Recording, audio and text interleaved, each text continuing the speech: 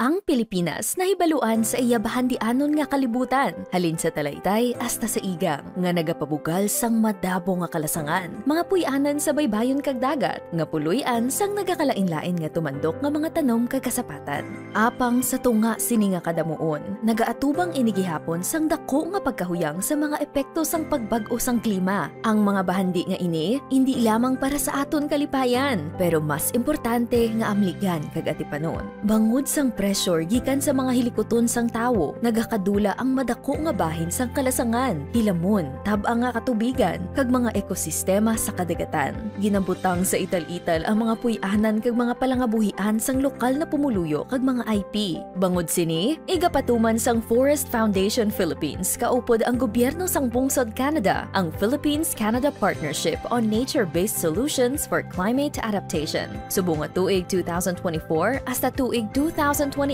agud nga matipan ang ato natural resources kag ecosystems, samtang ginapakusog ang pagkamalig-on sa mga lokal nga komunidad nga may pinasahi nga focus sa paghatag ahom sa mga kababaihan sa kaumhan kag tumandok nga apektado gid sang climate change kag sang pagkadula sang biodiversity.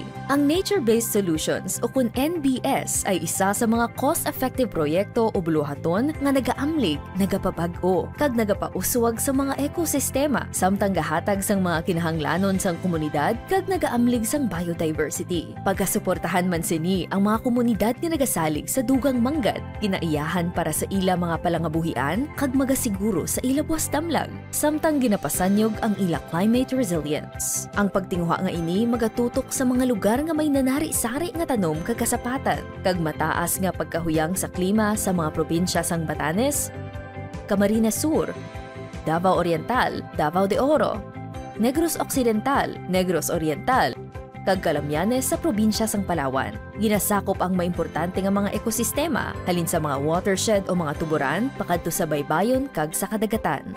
Agud nga masiguro ang epekto sang sining mga pagtinguha. Magapakig-upod ini sa mga lokal nga katawhan kag mga organisasyon sa komunidad sa pagsuporta sa mga NBS sa mga lugar nga climate vulnerable. Samtang ginasiguro ang gender-responsive nga implementasyon sang proyekto na NBS. Magatutok man ini sa evidence-based decision-making, mga plataporma para sa pagbayuhanay sang pagtuon kag pagpabakod sang kapasidad, research sa mga pag-intersect sang biodiversity, gender, kag klima, kag mga rekomendasyon sa polisiya kag pagplano sa pag-mainstream sang NBS para sa climate adaptation.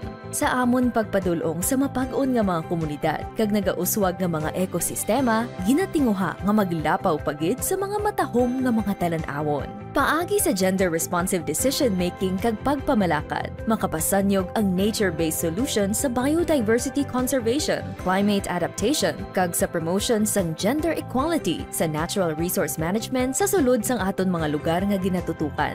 Ginasiguro sini hindi lang ang pagkamalig-on, apang nagahatag man sang gahom sa mga kababainhan bilang mga lider kag ehemplo sa pagbag-o. Sa ila aktibo nga partisipasyon sa sini nga programa, ang mga komunidad makaangkon sang access sa mga bag-o nga mga solusyon nga nagapahagan-hagan sang climate risks, nagapauswag sang palangabuhian, nagapabakod sang seguridad sa tubig kag pagkaon, nagaamlig sa mga mahuyang nga grupo kag nagapasanyog sang tayuyon nga pag-uswag para sa tanan. Upod ta nga mag-uswag paagi sa pag-aksyon sa klima, agud nga malabot naton ang maayong pagbag-o.